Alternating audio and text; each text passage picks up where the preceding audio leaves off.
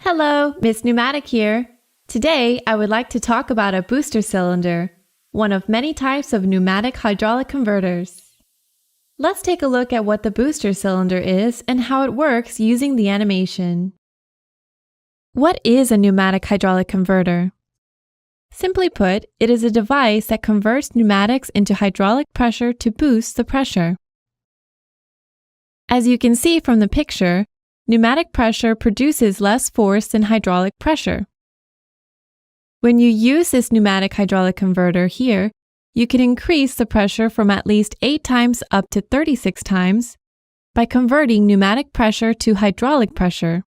Accordingly, even though you do not use a hydraulic system such as a power pack, you can operate a hydraulic cylinder sufficiently with pneumatic pressure. The pneumatic hydraulic converters are largely classified into 3 types: direct pressure type, pre-pressure type, and direct mount pressure type. Today, I will talk about direct pressure types and pre-pressure types. First of all, taking a quick look at the structural drawing of the pressure type product, the converter lies horizontally and the converter and the cylinder are integrated. When you inject oil here, the fluid is filled in the high-pressure tube of the converter. In case of the pre-pressure types, the converter stands vertically and it must be mounted by a separately purchased connector. Now, let's take a look at the driving principle of how the pneumatic hydraulic converter can put increased pressure. Before that, let's take a brief look at Pascal's principle to help understand. Pascal's principle says that given a fluid in a totally enclosed system, a change in pressure at one point in the fluid is transmitted to all points in the fluid, as well as to enclosing walls. The force here is pressure times cross-section, and the pressure is force divided by cross-section. This principle can also be applied to pneumatic hydraulic converters. The principle of pneumatic hydraulic converter increases pressure based on difference between the cross-section of the piston in the closed cylinder tube and the cross-section of the rod. When oil is injected in the pneumatic hydraulic converter, the fluid is filled even to the connected hydraulic cylinder lines. After that, when air is applied to the booster cylinder, the pistons and the rods move forwards and the pressure of the fluid increases. For example, assuming that the air pressure of the 5 bar comes in and the cross-section area of the piston is 50 centimeters squared, we can know the force in the cylinder is about 2,450 newtons as the force equal to applied pressure times the cross-sectional area of the piston. Based on the same theory, the tip of the rod has a cross-sectional area of 1/10 smaller than that of the rear piston. So the cross-sectional area difference increases the pressure by 10 times. Therefore, the first pneumatic pressure is 5 bar, but as the rod moves forwards, the pressure of the fluid rises to 50 bar. Since the actual output theory assumes 100%, it is recommended to select a pneumatic hydraulic converter by calculating it with about 80% efficiency.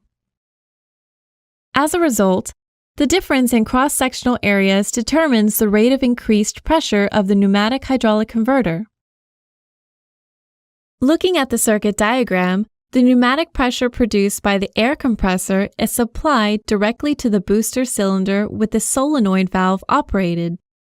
After that, as the rod moves forward, the pressure of the fluid increases and pushes the rod of the hydraulic cylinder forwards. The hydraulic cylinder moves by the hydraulic pressure in the entire transport section from the beginning to the end. In case of the pre-pressure types, the left solenoid valve works to supply the air and then it pushes the fluid forwards in the converter to make the rod of the hydraulic cylinder primarily move to a certain position. Since then, when the right solenoid valve is actuated, the rod of the pneumatic hydraulic converter moves to the high-pressure tube, boosting the fluid and making the rod of the hydraulic cylinder move forwards as much as the volume of the high pressure with great force.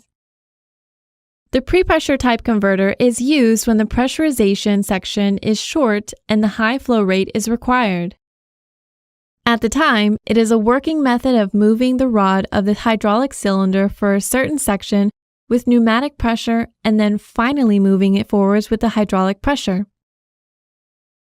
The pressure type and pre-pressure type have differences in the configuration of the valve circuits by the driving principle of the increased pressure due to the difference in size is the same. Lastly, let's take a look at the benefits when replacing the hydraulic actuator driven by the hydraulic unit with a pneumatic hydraulic converter.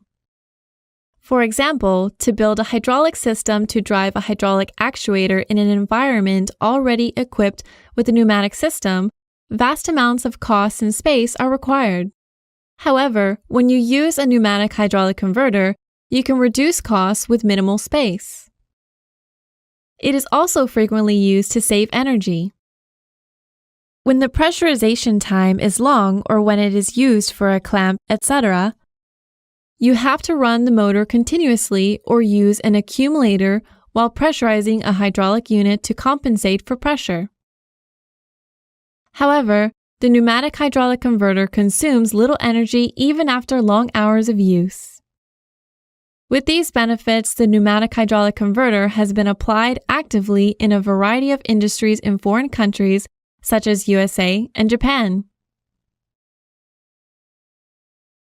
Finally, let me show you how the pressure type booster cylinder really works. Looking at this, you can see a hydraulic cylinder and a booster cylinder. Can you see? This is a pressure type booster that is integrated with an oil tank. In case of a pre-pressure type, you need to buy an oil tank separately. First, we need to inject oil to fill the fluid up to the connected hydraulic cylinder line. To actually inject the oil, you have to connect a lot of devices. I will show you on assumption that the oil were injected. Now, after oil has been injected, air must be supplied to the booster cylinder. When air is supplied, the piston and the rod moves forwards to increase the pressure of the fluid filled in the high-pressure tube. At this time, the pressure is increased due to the difference between the internal cross-sectional area of the booster cylinder and the internal cross-sectional area of the high-pressure tube. Then, the hydraulic cylinder rod is advanced as much as the hydraulic discharge mount in the boosted high-pressure tube. As a result, you can see that the rod of the hydraulic cylinder moves forwards due to the difference in the internal cross-sectional area of the booster cylinder and that of the high-pressure tube. So far, we have learned the driving principle and functions of the booster cylinder. If you have any additional questions, please leave a comment. If you find this video helpful, please give your comment below and subscribe to my channel and click like. Thank you. Bye. Miss Pneumatic Channel is working together with KCC Precision.